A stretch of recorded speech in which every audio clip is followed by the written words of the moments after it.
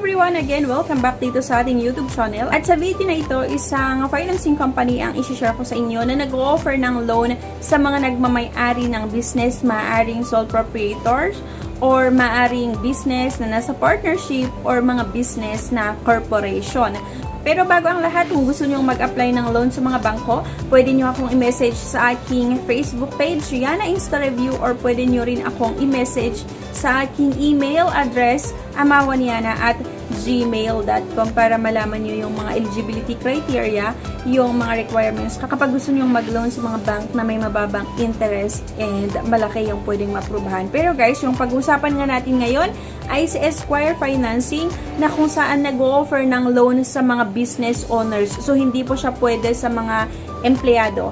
By the way, kung may mga empleyado na nanonood ng ating vlog ngayon, pwede kayong mag-message sa akin kasi pwede ko kayong ma-assist na mag-loan sa mga bank na nag-offer ng loan para sa mga empleyado. Ang maganda kay Esquire Financing, guys, sa loob ng 7 days lang, malalaman natin yung status ng ating application once na nakapag-submit ka syempre ng complete requirements at naka-fill out ka na ng form. Magbibilang ka na ng araw, hanggang 7 days pwedeng ma-process yung application mo at malalaman mo kung approved or declined. Once na na-approbahan naman or declined, makakatanggap ka naman ng message from Esquire Finance. At ang maganda, kapag na-approbahan ang ating loan application, makakatanggap ka ng tawag galing mismo sa Esquire para i-discuss kung paano mo kunin yung loan proceeds na naaprubahan or kung paano mo i-claim yung loan proceeds. Ang maganda kay Esquire Financing,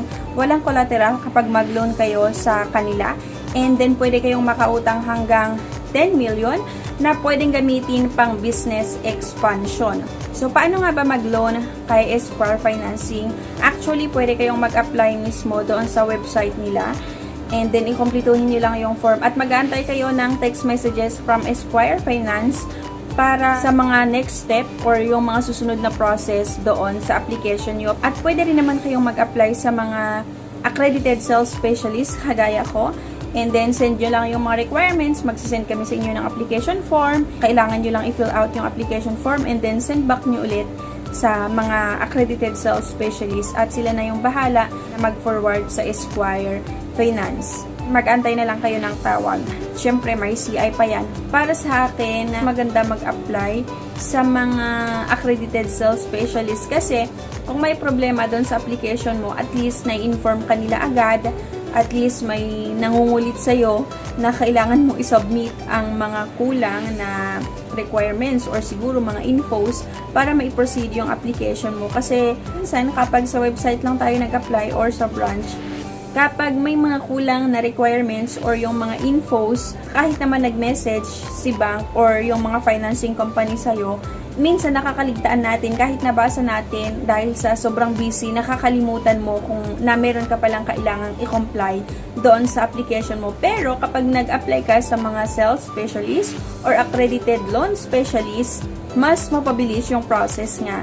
Kasi merong laging nagpapaalala sa'yo na kailangan mong i-comply yung mga ganitong requirements. Ano nga ba yung key conditions para makakuha ng loan sa Esquire? Kailangan yung business natin ay nag-operate siya sa loob ng 1 taon at dapat din meron tayong checking account na at least existing ng 6 months.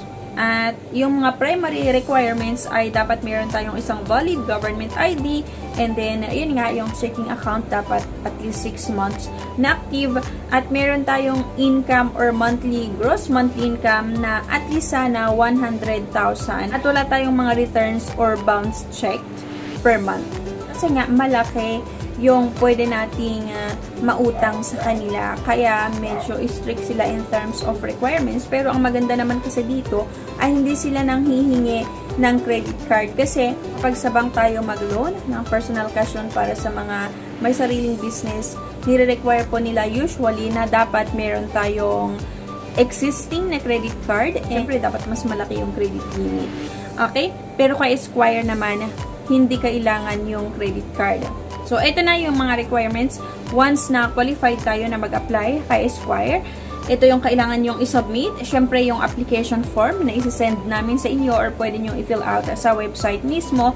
At dapat meron kayong TIN ID at isang primary government issued ID, and then yung latest 3 months pong statement and bank certification, or mas maganda na 6 months yung isubmit natin. Yung photocopy of valid barangay business clearance. Pag may business naman tayo, automatic naman yan na may mga business permit and yung mga clearance. Yung photocopy of valid mayor's permit, at kailangan din nating makapag-submit ng 2x2 ID picture of the principal borrower, yung picture ng ating business sa labas at sa loob.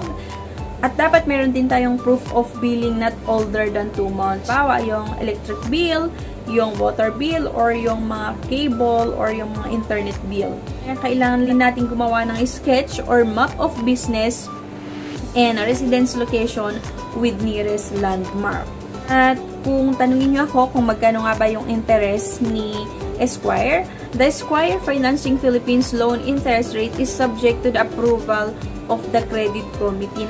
Pero once na aprubahan naman kayo, bago nyo kunin yung loan proceeds, i-discuss naman yan sa inyo nung tatawag magkano yung possible na monthly amortization, magkano yung interest, and magkano yung naaprubahan, paano nyo kunin yung loan proceeds, ano yung kailangan yung dalhin na requirements sa branch once na mag-claim kayo. So, don't worry naman. Kung halimbawa naaprubahan yung application nyo, mode of payment ho ay via PDC or through post-dated check. Halos lahat naman, pati yung mga bank or kapag mag-loan kayo sa mga bangko, lalo pag mga malalakihang amount, ang gusto talaga nila ay through post-dated check, yung mode of payment.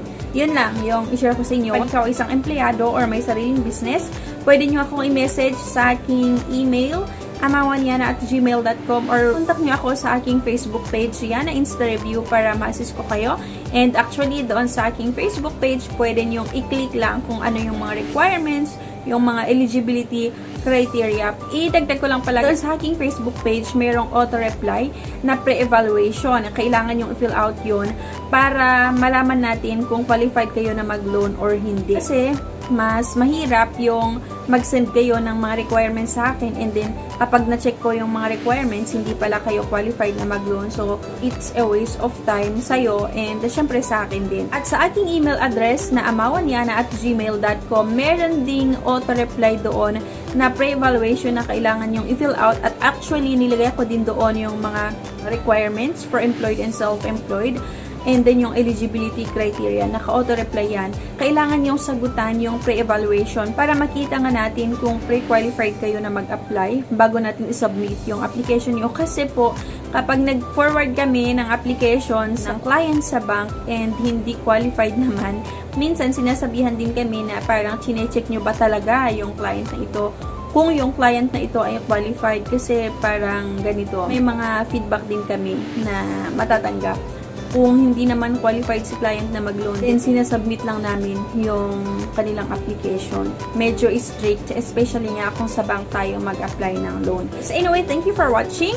Please don't forget to click the subscribe button and please like this video, at sana i-share nyo din sa mga kakilala nyo na naghahanap ng pwedeng mautangan, especially kung meron silang sariling business at gusto ng mas malaking amount, pang business expansion, pwede nyong itry si Esquire Finance, kasi nga hindi sila naghahanap ng credit card, or kahit wala kayong credit card, pwede kayong makapag-apply sa financing na ito. Thank you guys and bye-bye!